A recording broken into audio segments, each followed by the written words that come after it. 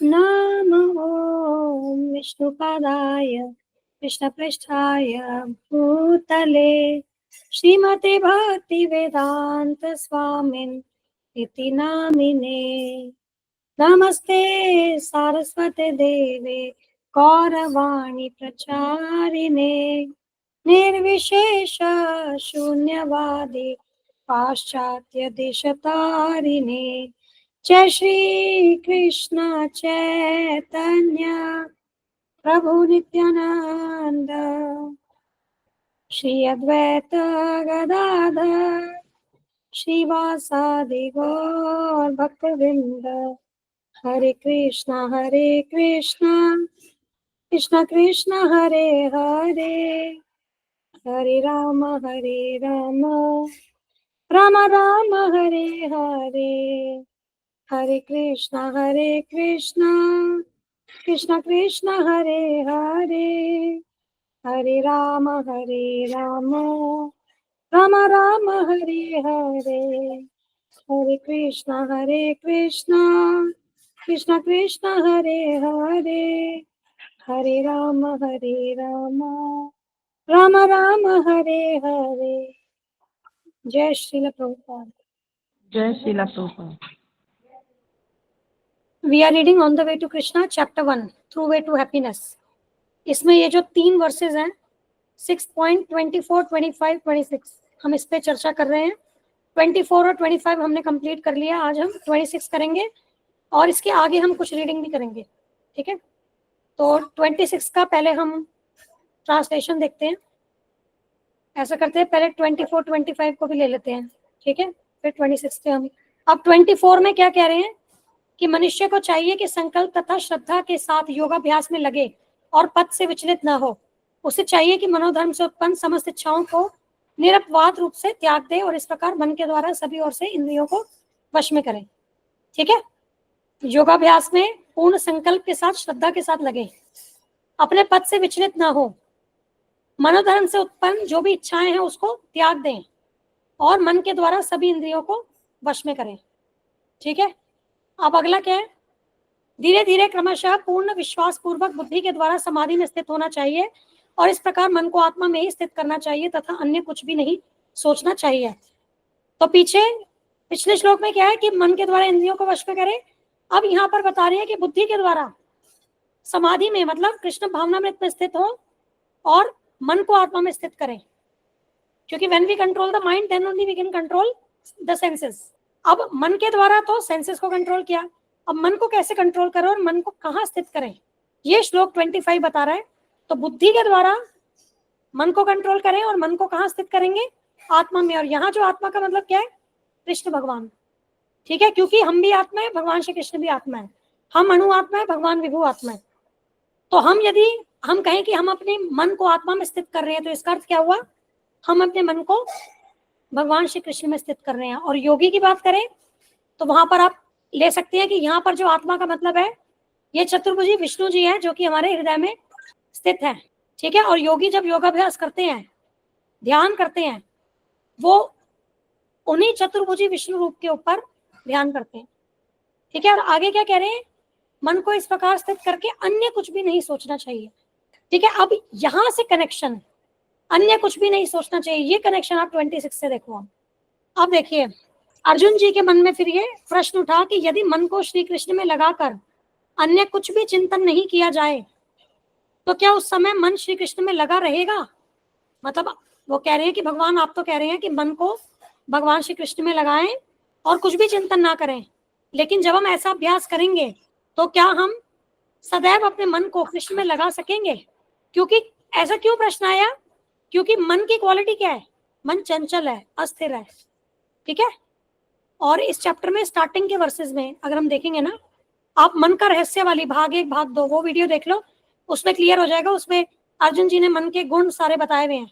ठीक है ना, कि वो चंचल है, वो बलवान है, और वो मतलब एक जगह नहीं रहता, अस्थिर है। तो वो सारे वहां से आप देख लेना। तो अब अर्जुन जी को पता है कि मन की तो ये क्वालिटी है, तो इसलिए वो कह रहे हैं कि अगर हम ये अभ्यास करेंगे, क्या हम ये चीज अटेन कर पाएंगे, क्या हम सदैव श्री कृष्ण में मन को लगा भी पाएंगे। अब उस चंचल स्वभाव वाला जो मन है उसको कैसे कृष्ण पर लेकर के आना है, तो ये अब नेक्स्ट श्लोक में बताया गया। तो यहाँ क्या कह रहे हैं, भगवान कह रहे हैं मन अपनी चंचलता तथा अस्थिरता के कारण जहां कहीं भी विचरण करता हो, मनुष्य को चाहिए कि उसे वहां से खींचे और अपने वश में लाए। अब हम योगाभ्यास तो कर रहे हैं, भगवान कृष्ण का चिंतन कर रहे हैं, लेकिन मन तो यहाँ वहां भाग रहा है, तो कैसे ये चीज करें? तो यहाँ भगवान क्या कह रहे हैं कि जब मन यहाँ वहां विचरण करे तो हमें उस मन को वापस से खींच करके अपने कंट्रोल में लाना है और वापस से उसको कृष्ण पर केंद्रित करना है। ठीक है, अब देखिए मन चंचल होता है। अब इसको आप वैसे भी आप देख सकते हैं, मान लीजिए हम कोई भी कार्य कर रहे हैं या जब खाली भी बैठे हैं तो क्या होता है, एक के बाद एक विचार आते जाते हैं, है ना। और कई बार हम कोई कार्य भी कर रहे हैं, हम एकदम उसमें एकाग्र तरीके से एकाग्रचित्त होकर हम वो कार्य कर रहे हैं, पर फिर भी आप देखोगे कि कहीं ना कहीं विचार जो है ना, अलग अलग विचार दिमाग में आते रहते हैं। तो ये जो विचार है ये मन के द्वारा उत्पन्न होते हैं। हमने क्या कहा था, थिंकिंग फीलिंग विलिंग, तो थिंकिंग मन का काम है। तो मन की वजह से वो विचार आते रहते हैं, वो स्थिर नहीं होता है। तो इसीलिए क्या होता है कि हम कोई भी कार्य करें, और हम ये चीज अपने बच्चों को भी समझा सकते हैं कि जब पढ़ाई भी करते हैं, जब स्टूडेंट पढ़ाई कर रहे हैं, एग्जाम्स हैं, या चलिए एग्जाम नहीं है तो भी स्टूडेंट्स का डेली क्या होता है, एक अभ्यास का एक समय होता है। अब उसमें क्या है कि मन नहीं लगता, और जनरली ऐसे ही लोग बोलते हैं ना, अब स्टेटमेंट भी देखो यही होती है, मेरा मन नहीं लगता, कहते हैं ना, या पढ़ाई में मन नहीं लगता, इस कार्य में मन नहीं लगता। तो सारा रोल क्या हो रहा है यहाँ पर, मन का आ रहा है। मन ही है जो हमें भटकाए हुए है, और जिसने मन को कंट्रोल कर लिया वो अपने लक्ष्य को अवश्य प्राप्त कर सकता है। तो इसीलिए क्या है, मन को हमें भगवान श्री कृष्ण से दूर नहीं जाने देना, उसको भगवान श्री कृष्ण पर ही केंद्रित करना है, और ये प्रयास से होगा। और consciously we have to be conscious. जब हम चैंटिंग कर रहे हैं, जब हम कुछ रीडिंग कर रहे हैं, तो हमें इस चीज को लेकर के अवेयर होना पड़ेगा कि हमारा फोकस उसी कार्य में है जो हम कर रहे हैं। और the moment mind wanders here and there, जैसे ही मन इधर उधर भागने लगे तो हमें उसको वहां खींच करके उसी कार्य के ऊपर हमें फोकस करना है। और फिर धीरे धीरे क्या होगा, वो स्थिरता आएगी। और जो हम वैसे भी भगवान से संबंधित, भगवान की सेवा के जो कार्य करते हैं, उससे वैसे भी क्या होगा, हमारा मन क्या होगा, शुद्ध होता जाएगा। तो फिर वो भागना क्या है, over a period of time उसमें भी हम इम्प्रूवमेंट देखेंगे। मन लगने लगेगा, कृष्ण भक्ति में मन लगने लगेगा। फिर ऐसे नहीं भागेगा जितना हम इनिशियल स्टेजेस में देखें, तो over a period of time वो बेटर हो जाएगा। कहीं भी हमें भटका सकता है मन, हम माला कर रहे हैं, हो सकता है कोई किसी भी सोच की तरफ, और वो सोच भी डिपेंड करेगी इंडिविजुअल की चेतना के ऊपर, है ना। अगर मान लीजिए किसी को बहुत अच्छा खाने पीने का शौक है, तो हो सकता है जब वो भगवान की सेवा में लगे तो उसका ध्यान जो जाए वो खाने पीने की वस्तुओं पे जाए, है ना। हाँ, जैसे आपने भी कहा कि किसी का यदि खाने भी मन जा रहा है, लेकिन खाने के लिए अगर वो उस टाइम अगर उसके मन में ये आ रहा है ना कि अगर भगवान के भोग क्या बनेगा, भगवान के लिए क्या भोग बनाना है, ये कैसे बनाएंगे, तो वो फिर वो शुद्ध हो गया। वो भी तो विचार आता है ना कई बार कि हम जैसे जब कर रहे होते हैं, पर उस टाइम भी हमारे दिमाग में रहता है कि आज ठाकुर जी क्या पोशाक पहनाएंगे या क्या भोग, वो भी दिमाग में आता है कई बार। हाँ, तो वो तो देखो वहां पर फिर भी मन क्या है, कृष्ण भावना पर ही केंद्रित है ना वहां भी। बट इनफैक्ट वहां पर भी हमारे को क्या है कि हमें, जब हम मंत्र कर रहे हैं, चैंटिंग कर रहे हैं, तो हमें शब्दों पर ही लाना है, उसको वापस खींच करके शब्दों पर तो तब भी हमें लाना पड़ेगा। लेकिन ये है कि शुद्धि हो गई ना। इतना जरूर है कि जब भगवान से रिलेटेड चीजों पर मन जा रहा है तो ठीक है, क्योंकि वो मन क्या है, मन कृष्ण भावना पर ही केंद्रित है तब भी, है ना। लेकिन यहाँ पर समझने की बात यह है कि अगर भौतिक की तरफ अगर जाएगा तो वहां पर हमें कॉन्शियसली उसको खींच करके नाम पे लाना है, नाम को सुनने के लिए उसको फोकस करना है चैंटिंग पर, है ना माता जी। तो यहाँ पर जो बात हो रही है, अगर हम एसेंशियली इस श्लोक की बात करें, इसमें बात वही हो रही है कि अगर मन भौतिक भोग विषयों की तरफ जाए, जैसे मान लो कोई पुरुष है, हो सकता है वो स्त्री के बारे में सोच रहा हो, है ना, तो मान लो किसी को कोई किसी व्यसन में पड़ा है, हो सकता है वो उसके बारे में सोच रहा हो। कोई जी ऑफिस में काम से रिलेटेड किसी को टेंशन हो रही है कि मुझे असाइनमेंट देना है ये मैनेजर को, कुछ भी हो सकता है। अच्छा, और एक चीज क्या, मन तो कहीं भी दौड़ा सकता है हमें। हो सकता है कोई सालों पुरानी कोई बात वो दिमाग में आ गई, उसके बारे में विचार आ गया, ऐसा भी होता है ना। तो यहां पर एसेंशियली जो बात आ रही है वो क्या आ रही है, मन अगर इंद्रिय भोग की तरफ, इंद्रिय विषयों की तरफ अगर आकर्षित हो रहा है, क्योंकि मन वैसे भी क्या चाहता है, मजा ही तो चाहता है। अगर भौतिक में जब मन के ऊपर भौतिक गंदगी है तो मन का क्या है, मन मजा चाह रहा है। मजा चाह रहा है तो कहाँ जाएगा, इंद्रिय भोगों की तरफ ही तो जाएगा, उसी के बारे में सोचेगा। अब देखिए क्या है, the nature of the mind is flickering and unsteady but a self realised yogi has to control the mind should not control him. तो ये बहुत इंपॉर्टेंट है। अगर योगाभ्यास करना है तो हमें माइंड के कंट्रोल में नहीं होना, हमें माइंड को कंट्रोल करना है। और जो माइंड को कंट्रोल कर सकता है उसको क्या कहते हैं, गोस्वामी। गो का मतलब होता है सेंसेस, ठीक है, इंद्रियां, और स्वामी का मतलब जो मास्टर ऑफ द सेंसेस। तो गोस्वामी होता है master of the senses, and one who is controlled by the mind is known as Godas. जिनको मन कंट्रोल में करे, सेंसेस कंट्रोल में करे, इंद्रियां कंट्रोल में करे, उसको क्या कहते हैं, गोदास, इंद्रियों का दास। ठीक है, अभी हम लोग गोदास की अवस्था में हैं, हमें गोस्वामी की अवस्था में जाना है। A Goswami knows the standard of sense happiness. तो गोस्वामी को पता है कि ये जो सेंसेस से जो हैप्पीनेस मिलती है उसका क्या स्टैंडर्ड है। लेकिन हमें, मतलब यहाँ पर भौतिक सेंसेस की बात हो रही है कि उसे पता है कि भौतिक sense gratification, material sense gratification से मतलब वो कोई हैप्पीनेस नहीं है। हमें ट्रांसेंडेंटल सेंस हैप्पीनेस की तरफ जाना है, मतलब दिव्य इंद्रियों के द्वारा भगवान की सेवा में लगना है।